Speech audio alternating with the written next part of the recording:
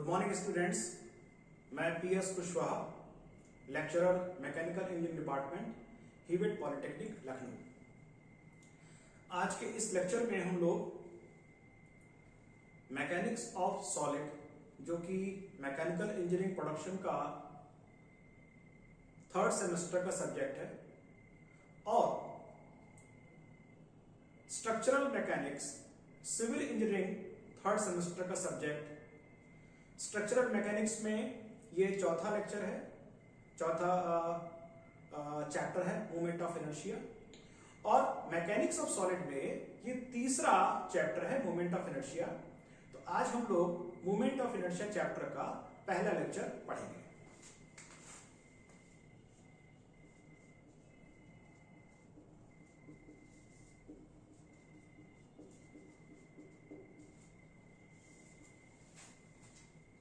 So moment of inertia,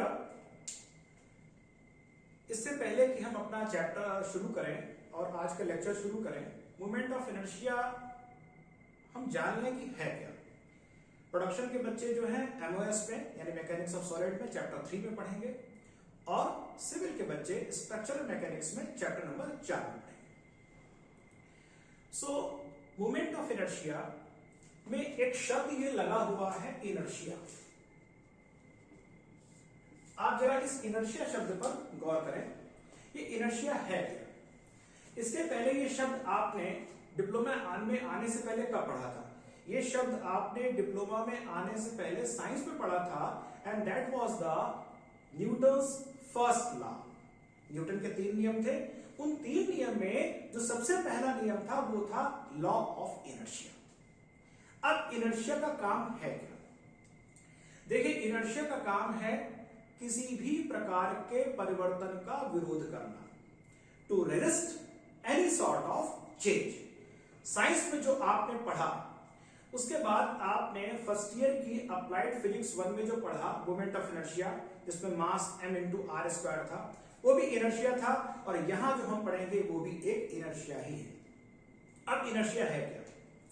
जब हम ये बात को समझ चुके हैं कि inertia is a sort of change to oppose the any change, and that is the inertia. अब यहां पर inertia की हम पहले बेसिक डिफिनेशन समझेंगे, फिर उसका इस्तेमाल करना हम सीखेंगे। देखिए, जो मूवमेंट ऑफ इनर्शिया है इसको I से डिनोट किया जाता है। So movement of inertia is denoted by I, and this is equal to movement of movement. ये क्या मतलब है? ये क्या सर ने लिख दिया, मूवमेंट ऑफ मूवमेंट। अब जरा इसको देखते हैं कि ये क्या है। मूवमेंट का मतलब फर्स्ट ईयर की फिजिक्स में आपने m × r पढ़ा था। तो movement means any physical quantity when get multiplied by the distance it becomes a movement. So movement का मतलब है कोई भी फिजिकल क्वांटिटी का डिस्टेंस के साथ मल्टीप्लिकेशन होगा, चाहे वो मास के साथ भी हो सकता है या वो एरिया के साथ भी हो सकता है। So for any movement, any physical quantity when gets multiplied with the distance it becomes a movement. Mass into distance, area into distance, और बहुत कॉमन जो आपने पढ़ रखा है force into distance. So all these are the movements. यानी ये क्या है? सब movements हैं। मास का मूवमेंट, एरिया का मूवमेंट और फोर्स का मूवमेंट। तो फिर ये वाला मूवमेंट क्या है? ये वाला मूवमेंट है, इस पूरे मूवमेंट का एक बार फिर से मूवमेंट ले लिया जाए, यानी इस मूवमेंट का एक बार डिस्टेंस से पुनः एक बार मल्टीप्लिकेशन कर दिया जाए। Therefore, मूवमेंट ऑफ मूवमेंट, यानी ये जो वैल्यू है, सपोज करिए हमने a × r कर दिया, तो ये मूवमेंट यहां पर आ गया। इस मूवमेंट का फिर से मूवमेंट लेना है, यानी कि r।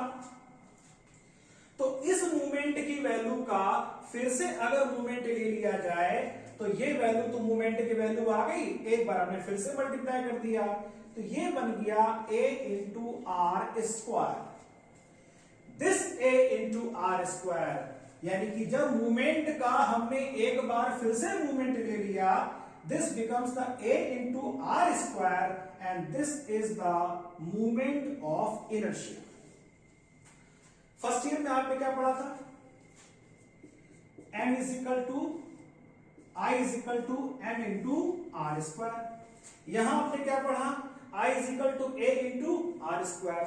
देयरफॉर इसको कहेंगे मास मूवमेंट ऑफ इनर्शिया, इसको कहेंगे एरिया मूवमेंट ऑफ इनर्शिया, और F इंटू आर तो मूवमेंट आप जानते ही। इसका मतलब यह हुआ कि अगर हम इसको एकदम समराइज करें कि movement of inertia is equal to the movement of movement, पहले मूवमेंट का दूसरी बार मूवमेंट लिया गया, यानी कि this is known as second movement, second movement of area. So this value is what, जिसको हम मूवमेंट ऑफ इनर्शिया कह रहे हैं, ये है मूवमेंट ऑफ इनर्शिया या सेकेंड मूवमेंट ऑफ एरिया या मूवमेंट ऑफ किसका movement? Movement of area. And this value is denoted by, इसी को हम कहते हैं movement of inertia. This is a into r square. Movement of inertia हमको बात समझ में आ गई, और मूवमेंट ऑफ इनर्शिया का मतलब the second movement of area.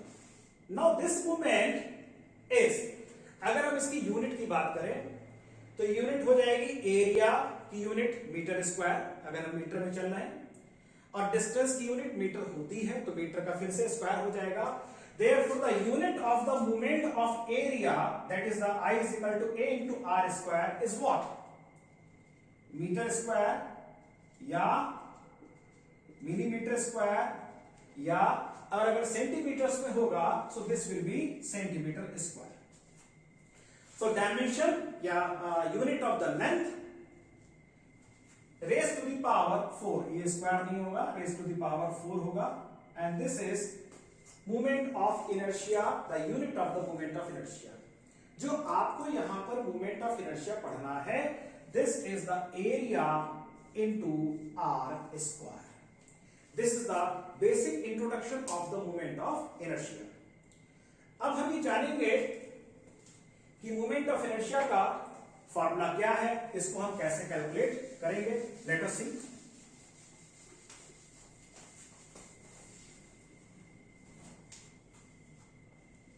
Now suppose करिए ये कोई XY प्लेन है, इस XY प्लेन में ये कोई एक एरिया है, से एरिया A। इस एरिया A का ये रहा इसका centre. So this let this is the centre of this area, और अगर हम इस सेंटर से x एक्सिस पर एक परपेंडिकुलर डाल दें तो ये डिस्टेंस कितनी हो जाएगी? This will be the y coordinate of this centre. Similarly अगर हम यहां से y एक्सिस पे परपेंडिकुलर डाल दें तो ये डिस्टेंस क्या हो जाएगी? x coordinate of this area. जब कभी हम एरिया निकालेंगे, एरिया निकालने के बाद हमने उस एरिया का सेंटर लोकेट करना है, तो मोमेंट ऑफ इनर्शिया की वैल्यू निकालने के लिए जो बेसिक चीज है, हमको एरिया का ज्ञान होना चाहिए, उस एरिया का सेंटर पता होना चाहिए, और उस एरिया की सेंटर से जिस एक्सिस पर आपको मोमेंट ऑफ इनर्शिया निकालना है, उस एक्सिस से उस सेंटर की परपेंडिकुलर डिस्टेंस पता होनी चाहिए। तो अब इस एरिया का moment of inertia about the x axis, about the x axis हो जाएगा एरिया इनटू एक्स एक्सिस से इस एरिया की perpendicular distance, and this is what? y। तो बस r की जगह पर y आ गया. So this is the movement of inertia of this area about the x axis. Similarly movement of inertia about the y axis would be a into x square. Therefore movement of inertia अगर हमें x axis पे निकालना है तो area और x axis से perpendicular distance को यहां पर रख के उसका स्क्वायर से मल्टीप्लाई कर देंगे. और मोमेंट ऑफ इनर्शिया अगर हम इस एरिया का y एक्सिस पे निकालना है तो y एक्सिस से जो परपेंडिकुलर डिस्टेंस होगी उसको यहां पर मल्टीप्लाई कर देंगे.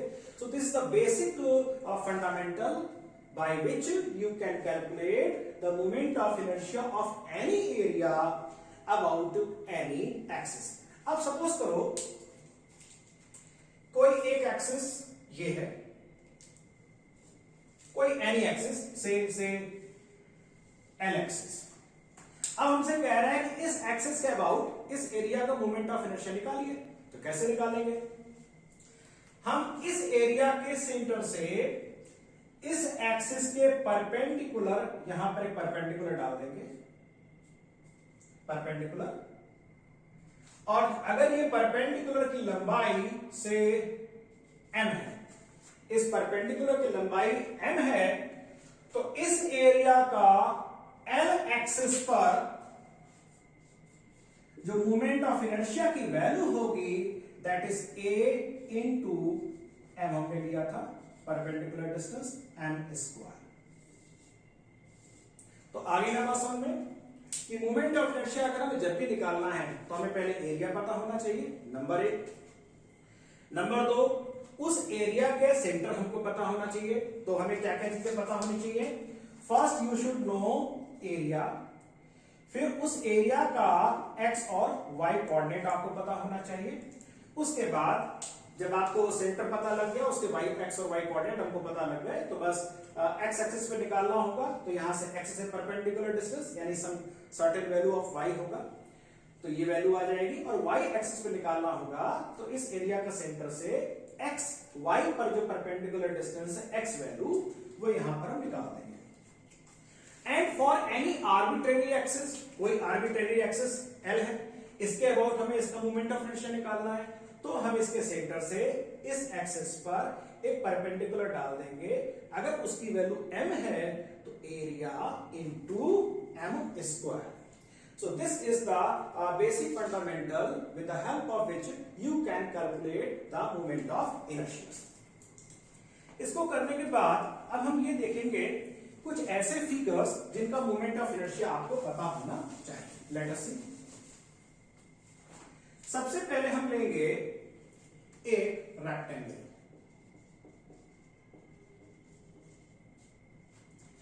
रेक्टेंगल का शेप ये हो जाएगा, ये इसकी विड्थ हो गई और ये इसकी हाइट हो गई.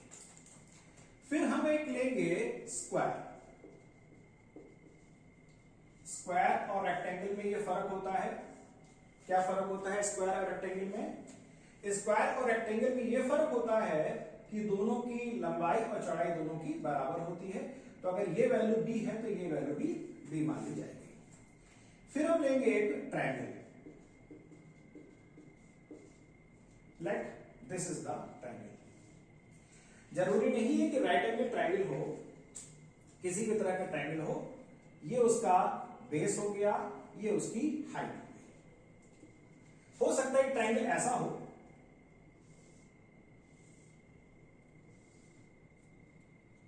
ये इक्विलेटरल भी नहीं है, समकोणीय त्रिभुज भी नहीं है, और आइसोसेल भी नहीं है, समद्विबाहु भी नहीं है. हाँ, ये इसकी बी है. और बेस पर अगर शीर्ष से एक परपेंडिकुलर डाल दिया जाए तो उस परपेंडिकुलर की हाइट यहां पर बी है. तो किसी भी तरह का ट्रायंगल हो. Now a circle. सर्कल जिसका डायमीटर डी है. अब हम इन सब का मोमेंट ऑफ इनर्शिया निकालेंगे. कैसे निकलेगा? सबसे पहले एक्सिस ड्रॉ करते हैं. एक्स एक्सिस, एक्स एक्सिस, और अगर इसका सेंटर यहां पर है तो ये इसके लिए एक्स एक्सिस हो गया, और ये इसकी एक्सिस जो होगी सर्किल के केस में वो उसका डायमीटर ही उसका एक्स एक्सिस हो जाएगा। इसका वाई एक्सिस ड्रॉ कर लेते हैं, वाई सेंटर से वाई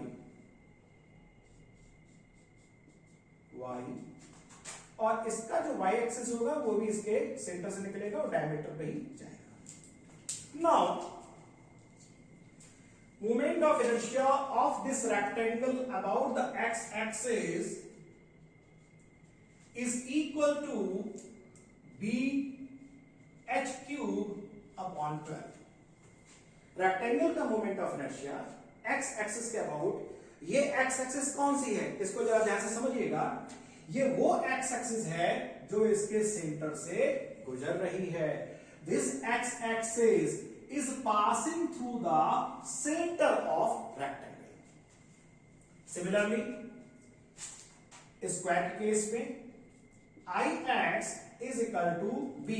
अब यहां पे फर्क देखिए, ये वैल्यू तो चलिए b हो गई, चूंकि स्क्वायर है तो ये वाली वैल्यू भी, ये जो h है उसकी वैल्यू भी यहां पर b के बराबर हो जाएगी, तो b यहां पर पुनः लिख दिया जाएगा, तो b raised to the power 4 upon 12। Now this moment of inertia about the x-axis will be bh cube upon 12। Sorry, ये 36 होगा, bh cube upon 36, याद रखिएगा इसको। And this circle is equal to pi d raised to the power 4 upon 64। So these are the values of the moment of inertia of this rectangle, bh cube upon 12। Centre का निशान लगा देते हैं, ये centre है। Square के case में h b के बराबर हो जाएगा, तो b raise to the 4 upon 12। Triangle के केस में b h cube upon 36। Circle के केस में pi d raise to the power 4 upon 64। जरा इनके y एक्सिस की वैल्यू देखते हैं, y एक्सिस की वैल्यू कितनी रहेगी, लेट अस सी। y एक्सिस IY, अब आप ध्यान से देखिए, आपको एक टिक दे रहे हैं, x एक्सिस पर निकालना था तो x के पैरेलल कौन सी भुजा है, b। इसकी चौड़ाई जो है वो x के पैरेलल है, तो जिस एक्सिस के पैरेलल है उसकी पावर 1 है, और दूसरी वाली भुजा जो है जो इस एक्सिस के परपेंडिकुलर है उसकी पावर पे 3 चढ़ा हुआ है, तो बस यहां पे बदल जाएगा, y एक्सिस पे अगर निकालना होगा तो हो जाएगा h b क्यूब अपॉन 12। बात पकड़ में आ गई, ओके।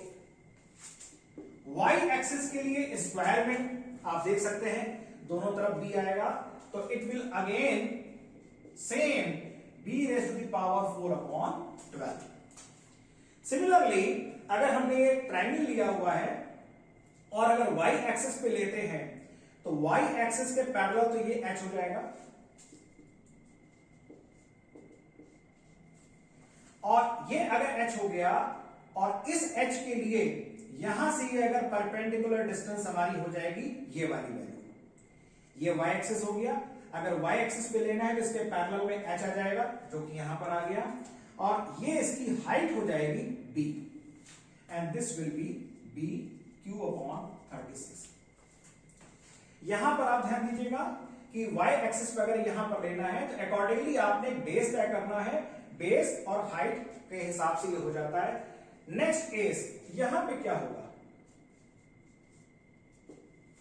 यहां सोचिए, x एक्सिस पे pi d raise to the power 4 upon 64, और अगर y एक्सिस पे जाएंगे तो सिमेट्रिक होने की वजह से वही वैल्यू फिर से आ जाएगी, and this is pi d raise to the power 4 upon 64। So these are the moment of inertia of some regular shaped bodies, और आई होप कि आपको यहां पर समझने में कोई समस्या नहीं आएगी, क्योंकि जब हम इस टॉपिक को पढ़ लेंगे तो आपका जो अगला चैप्टर होगा एनओएस में, chapter number 4 bending stresses in the beam, और स्ट्रक्चरल मैकेनिक्स में chapter number 5 bending stresses in the beam, वहां पर इनका बहुत इस्तेमाल होने वाला है। जब भी आप सवाल लगाएंगे तो इसकी आपको मोमेंट ऑफ इनर्शिया की जरूरत पड़ेगी। सो आप इनको पढ़ लीजिए। So this is about the first lecture of this introduction of the moment of inertia. और नेक्स्ट लेक्चर पे हम लोग पैरेलल एक्सिस थ्योरम और परपेंडिकुलर एक्सिस थ्योरम को पढ़ेंगे, वो क्या है और उनका इस्तेमाल हम कैसे करते हैं। So keep watching, keep reading और पढ़ते रहिए और अपना और अपने माँ बाप का नाम रोशन करिए। Thank you very much.